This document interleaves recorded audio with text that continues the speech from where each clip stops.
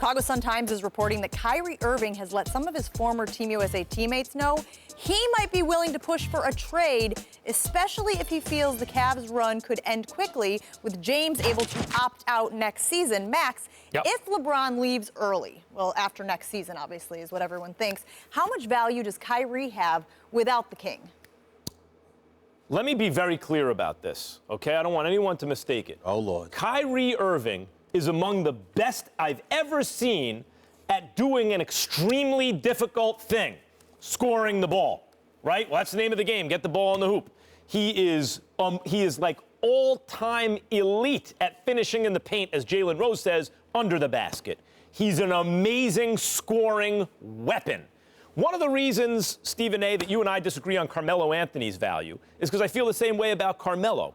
I'm not diminishing the importance of that skill. That is an amazing thing to be great at, you know? And there are players from Jamal Crawford who are also amazing at that, to on the highest end of the spectrum, you know, Carmelo, amazing at it. And Kyrie is like on the Carmelo end of the spectrum. He's a max contract worthy player because he's so good at scoring the ball. But Stephen A. Smith, even though that's an extremely important thing to do, that's the only thing he does. That's it. And I'm a little down on Kyrie right now. Even as he had those amazing finals games, he's an ISO scorer. Other guys sit around to get cold. They watch him score. He does not play defense, though he is capable of playing defense. I've seen it, but usually chooses not to do it. Let's be honest, a bad defender most of the time. And he's the kind of guy where if you already have an excellent team, he maybe could put you over the top. If I have a championship caliber team, do I want Kyrie Irving? Absolutely. Because I think I can win if his teammates are good enough to get him there, he can put you over the top because he's unstoppable in terms of scoring the ball. But you can't build a team around him. We've already seen it. As a young pro, he was a loser. I don't mean his ability to score. I mean his team. He didn't elevate his teammates. They were no good. The Cavs were straight trash, let's be honest. That's why they picked first in the draft every year.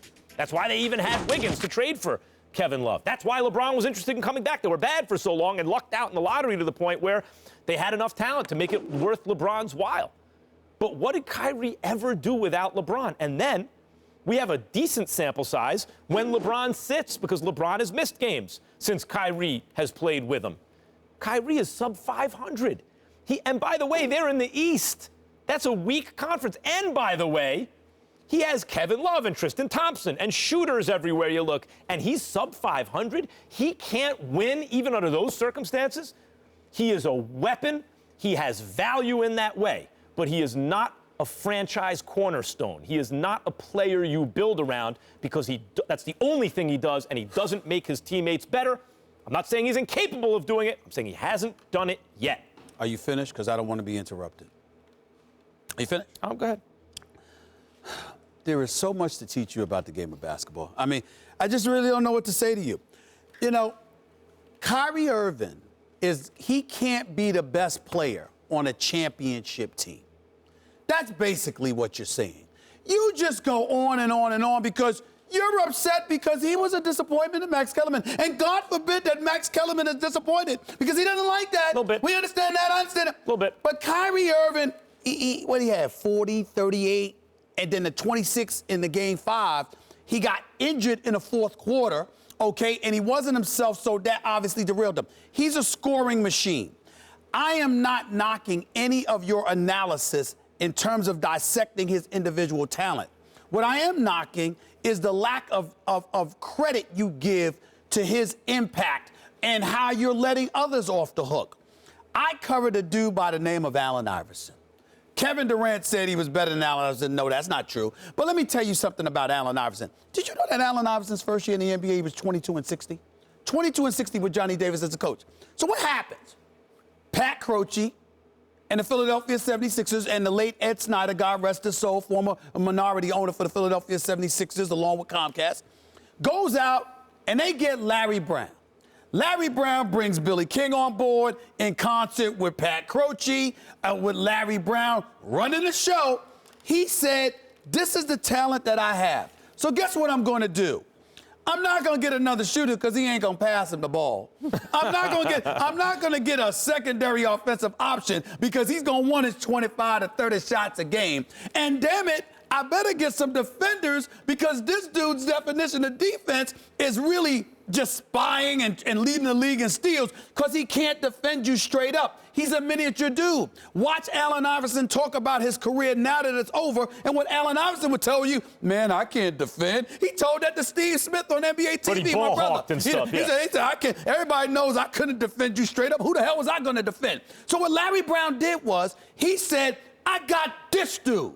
And what I'm going to do is I'm going to get Eric Snow, Aaron McKee, George Lynch, Tyrone Hill, Theo Ratliff, and then after that, Dikembe Mutombo, Aaron McKee, and all of these boys. Because, damn it, they can defend, and they know their job.